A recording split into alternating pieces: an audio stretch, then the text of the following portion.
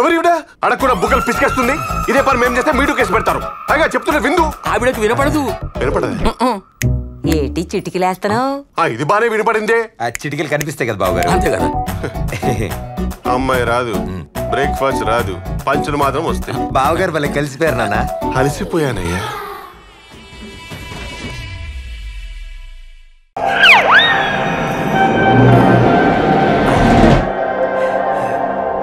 Sir ఒకసారి చూడండి.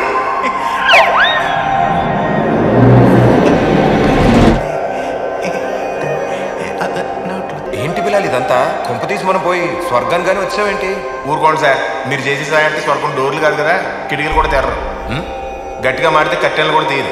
ఎద్దప లాజికల్కి ఏం తక్కువ లేదు. బండి మాత్రం నడపడం రాదు. Thank you sir.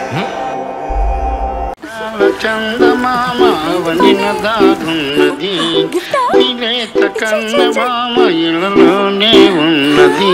అందరికీ ఏముంది దీంట్లో?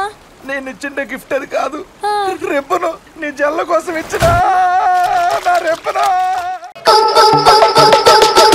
అందగాడ అందాల చిన్నవాడ, అందగాడ అందాల చిన్నవాడ.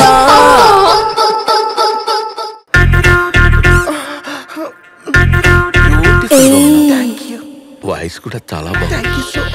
ఏ ఊరు? తాలూకా మాది మండపేట. అదే తాలూకా. ఖాళీగా ఉన్నప్పుడు ఒకసారి కలవచ్చుగా.